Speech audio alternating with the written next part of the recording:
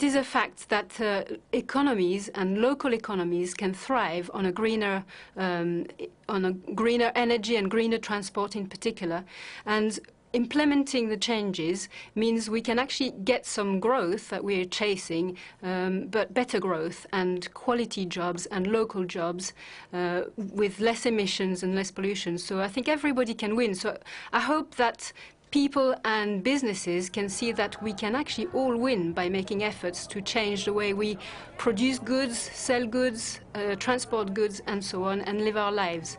The life we lead at the moment, our way of life, is not sustainable on many, many different levels. It's already killing us today. Air pollution alone is killing 3.7 million people every year in the world. Climate change is going to be, we don't even know what it's going to be, but it could be horrendous for humanity.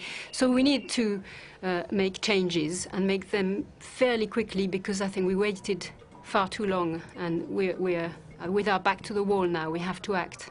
Well, it may be instructive at this point to look at the particular rather than the general, to look at the tree rather than the forest, if one might say that.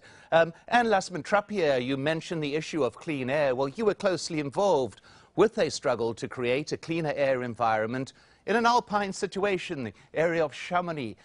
This is something which would appear to suit everybody, the tourist operators, the people who live there, the people who make vast amounts of money of people moving into that tourist region.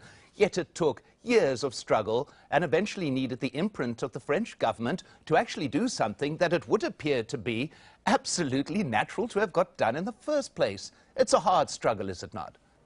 Yes, it's been a hard struggle, and it took many years of doing many things, all sorts of different actions, to get the French government to notice that there were many benefits to doing something to improve the way we transport goods through the Alps and to do something cleaner for everybody. It seems logical and obvious, but the lobbies are so powerful that it took us 20 years to get to this point. We managed this year, eventually, to get a first step. It's a very small step for the improvement of air quality and of emissions.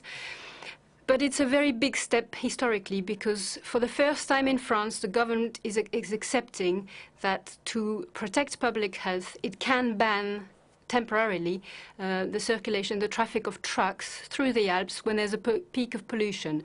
So a small step, but a big victory for us. That's taken a long time to get to it. Michael Jacobs, it is a campaign that has been taken up with a vast amount of small steps, week after week, month after month, year after year. Do you agree? Yes, but we can't afford for every issue to take that long to resolve.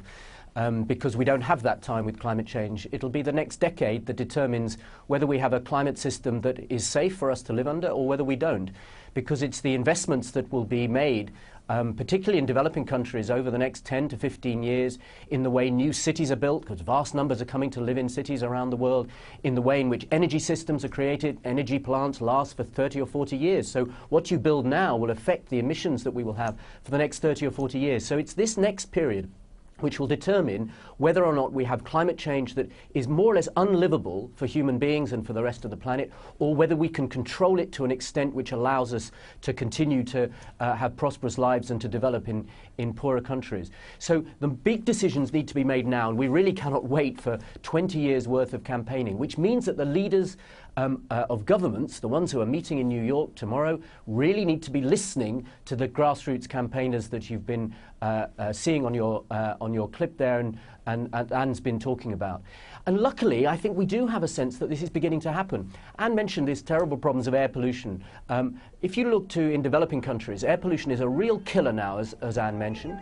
3.7 million people dying from outdoor pollution alone, almost all of that associated with fossil fuels.